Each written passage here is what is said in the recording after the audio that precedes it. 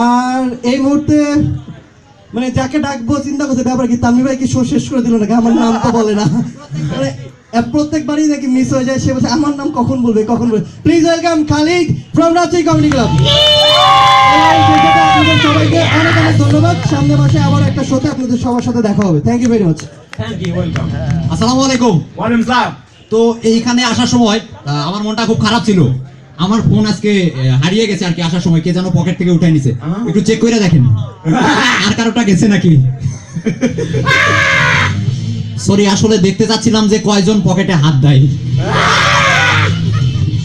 আচ্ছা যাই হোক, গত 28 তারিখে ছিল রাজশাহী কমেডি ক্লাবের জন্মদিন। এক বছর পূর্তি হয়ে গেছে অলরেডি। আর তার চেয়েও বড় যোগ হচ্ছে আমাদের এই যে রিজভি, এর জন্মদিন ছিল গত 27 তারিখে। আর আজকে হচ্ছে আমাদের কিবরিয়া ভাইয়ের জন্মদিন। তো রাজশাহী কমেডি ক্লাবের জন্মদিন উপলক্ষে একটা জোকস স্ট্যান্ড লাগবে।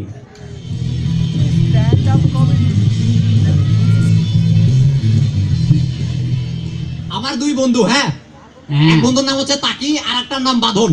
সেদিন সন্ধ্যার দিকে রাস্তা দিয়ে হেঁটে হেঁটে যাচ্ছিল, তো হঠাৎ একজন আরেকজনকে বলছে, এই দোস্ত, এই সাবধান, তোর পায়ের নিচে একটা আরশোলা পইরা আছে।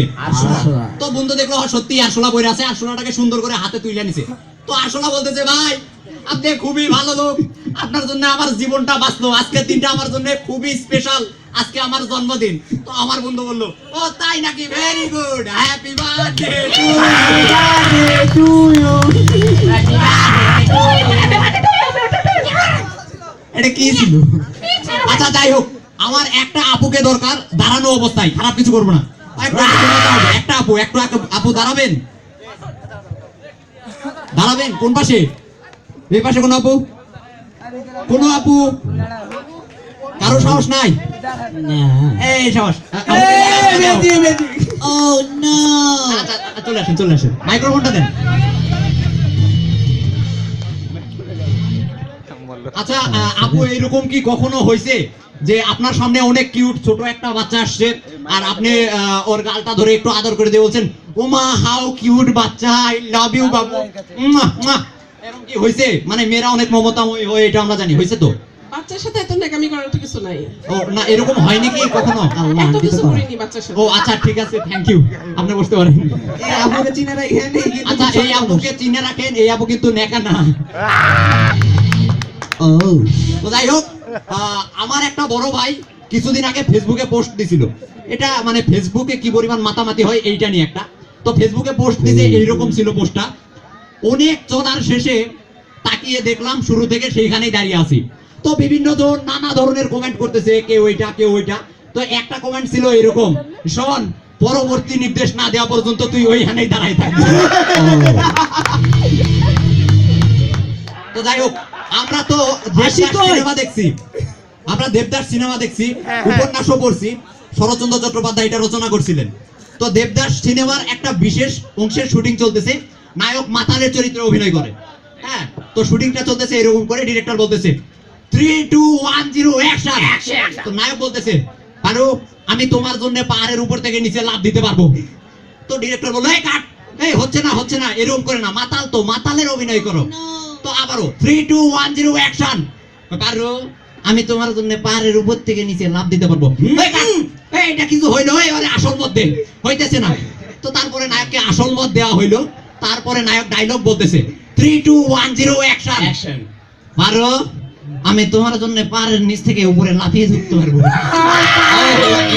তারপরে ডিরেক্টর রেগে গেল, এই কাট, এই বেটা পাগল পাইছস, আমারে ফকির বানাবি, এই দেখাই মদ আমারে দে, আমি দেখাই দিতেছি কেমনে কি করতে হয়। তারপরে মদের বোতলটা ডিরেক্টর নিছে, দিয়ে খাইছে। খাওয়ার পর বলতেছে, দেখ এমনি অভিনয় করবি, বুঝলি? বারো টেকা।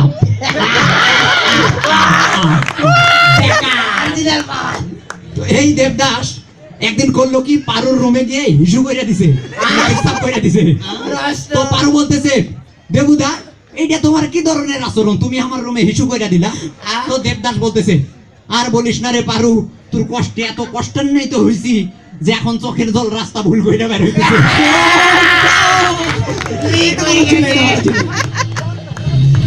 এক দাদু, হ্যাঁ, এক দাদু রাস্তায় দাঁড়ায় দাঁড়ায় আইসক্রিম খাইতেছিল। তো আইসক্রিমটা খাইতেছিল এইভাবে উল্টা কইরে ধরে কাঠিটা চুষতেছিল। তো নাতি রাস্তা দিয়ে যাইতেছিল, দেখে বললো, ওই দাদু দাদু আইসক্রিম ওইভাবে খাইতে হয় না, উল্টা দিক দিয়ে খাও। তো দাদু বলতেছে, এই নে, এইবার খুশি হয়েছ। উল্টা দিয়ে সবাই তাই করে। তো এই নাতি একদিন দাদুকে নিয়ে গেছে একটা মিউজিক পার্টিতে, মানে যেখানে গান বাজনা হয় আর কি। তো যাওয়ার পরে দাদু বলতেছে, আর নাতে তুই যদি আমার এইখানে না নিয়ে আসতিস তাহলে জীবনে অনেক কিছু দেখার বাকি থাকতো রে। দাদু তুমি এখানে এসে নতুন কি দেখলা যে এরকম করে বলতেছ? ওই দেখ, দুইটা ছেলে নতুন ধরনের যন্ত্র দিয়ে দাঁত মাজতেছে। দাদু ওরা দাঁত মাজতেছে না, মাহুতর গান বাজাচ্ছে। হ্যাঁ, তো একটা ক্লাসে স্যার গিয়ে বলতেছে যে নবাব শায়েস্তা খান একজন সফল নবাব ছিলেন। তার সময়ে টাকায় 8 মণ করে চাল পাওয়া যেত। তো এইটা বলার পর দেখে যে মলা নামের একটা ছেলে ক্লাসে প্রচুর অমনোযোগী, জানালা দিয়ে বাইরে ক্রিকেট খেলা দেখতেছে। তো মলাকে বলতেছে, মলা তুই ওঠ, তুই বল যে শায়েস্তা খান কে ছিলেন আর কি করতেন। তো মলা তো বলতে পারতেছে না। তো সাইড থেকে ওর বন্ধু বলতেছে, এ দোস্ত টাকায় 8 মণ চাল দিত, টাকায় 8 মণ চাল দিত। তো মলা বলতেছে, স্যার আমি পারবো, শায়েস্তা খান টাকায় 8 মণ চাল দিত আর উনি চাউলের আড়তদার ছিলেন। তো তারপরে আবার মকলেশ ভাইকে মকলেশ ভাইকে নিয়ে কিছু না বললে আবার উনি রাগ করেন। তো মকলেশ ভাই তার বাড়ির পাশের জঙ্গলে, হ্যাঁ, একটা বন্ধু বান্ধবদের নিয়ে পার্টি করতেছে। তো পার্টিটা শেষ হইতে, রান্না বাড়া শেষ হয়ে গেছে 7টার মধ্যে। তো মকলেশ ভাইকে বলা হলো যে মকলেশ, এই তোর বাড়িতে যে কোকটা রাখা আছে ফ্রিজে, সেই কোকটা নিয়ে চলে আয়। মকলেশ বলতেছে, না আমি যাবো না, কোনোভাবে আমি যাবো না, আমি গেলে তোরা যদি সব খেয়ে নিস। বলছে, শোন দোস্ত, আমি তোরে ছাড়া মানে খাবো না, ঠিক আছে? তো মকলেশ ভাই চলে গেল। 1 ঘন্টা গেল, 2 ঘন্টা গেল, 3 ঘন্টা গেল, তারপরেও মকলেশ ভাই ফেরত আসে না। তো এক বন্ধু আর এক বন্ধুকে বলতেছে, দোস্ত এই মকলেশ আর আশায় থাকলে আমাকে রাতে আর খাওয়া হইব না, চল খায়া নি। তো এইবার মকলেশ ভাই গাছ থেকে নাইমা বলতেছে, শোন চিটিং কইলে কিন্তু কোক নিতে আর যাবো না। তো এই মকলেশ ভাই একদিন বাজারে গেছে একটা মোরগ কিনতে। তো মোরগ কিনতে গিয়ে দোকানদারকে বলতেছে, এই মোরগের দাম কত? তো বলছে 5000 টাকা। কি সামান্য একটা মোরগের দাম 5000 টাকা? কয় হ, বাসায় নিয়ে যান তারপরে বুঝবেন। বাসায় নিয়ে চলে গেল। তারপরে কিছুদিন পর দেখা গেল যে হাঁসগুলা মুরগির ডিম দেওয়া শুরু করছে। এবার কিছুদিন পর দেখা গেল গরুগুলা বাছুর দেওয়া শুরু করছে। মকলেশ ভাই তো মহা খুশি, অনেক বড় লোক হয়েছে। তো একদিন দেখা গেল যে উঠানের মধ্যে মোরগটা মরার মতো পড়ে আছে। মকলেশ ভাই কাঁদতে লাগলো। তারপরে মোরগটাকে যখনই ধরতে যাবে, মোরগটাকে ধরা মাত্র মোরগটা উঠে মকলেশ ভাইয়ের কানের উপর ঠাস করে একটা থাপ্পড় মেরে বললো, হারামজাদা তোর জন্য কাউয়া কুলারে মিস করলাম।